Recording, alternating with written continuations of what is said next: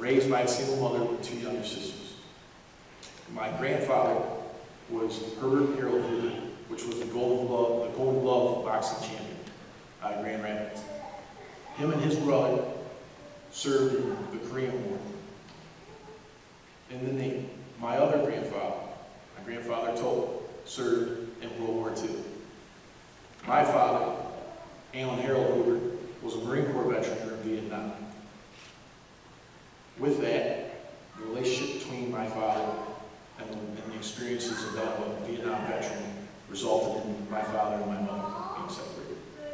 So I grew up with a single mother with two younger sisters across 16 different cities in the state of Michigan, between both Oakland County and Wayne County.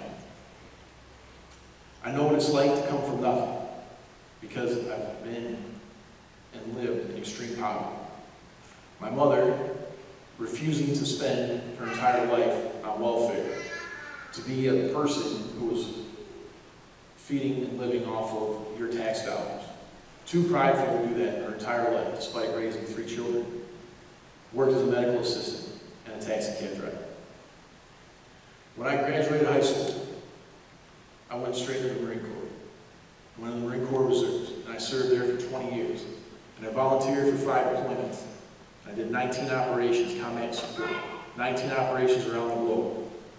Served in the Middle East, served in Africa, and I served in Southeast Asia. Now I'm here today running for Congress because as a Marine and an American citizen who understands the Constitution, just like these other 2 candidates up here that understand the Constitution, I'm looking and seeing today. And our Constitution is not being preserved. Instead, I am seeing the tenets of Marxism and communism in place here in the United States of America.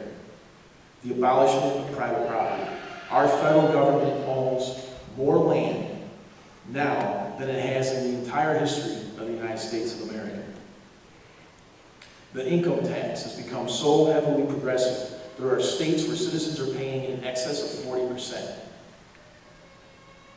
The abolition of inheritance hasn't happened yet, but they are making plans and they are maneuvering themselves to take that from you as well.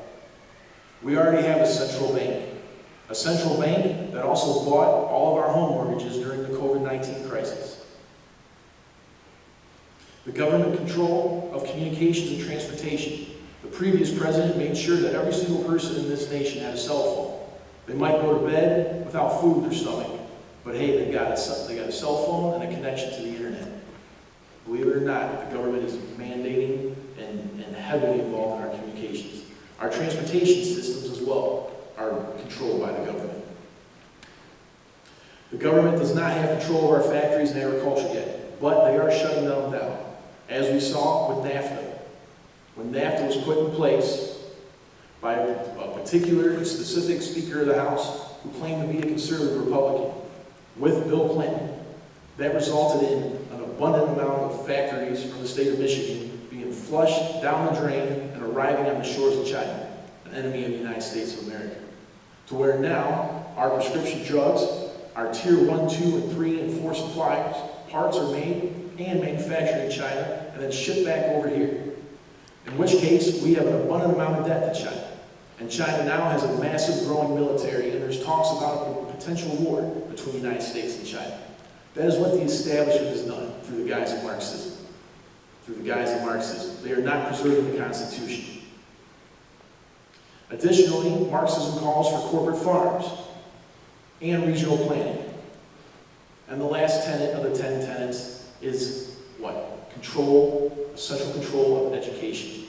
And despite the massive amount of funds, the massive amount of money that we've thrown in the education system going back to the 70s, when the Department of Education was first brought to the federal government, it has done nothing but gave us poorer and worse results. Now we see 20-year-olds that have gone through this socialistic, communistic, Marxist education system, forming together in groups such as Antifa and BLM and destroying our communities. I am Alan Hoover. I served as a Marine for 20 years and 5 deployments. I see the tides of war are coming. And if you send me to Congress, I will preserve the Constitution, and then I will defend it.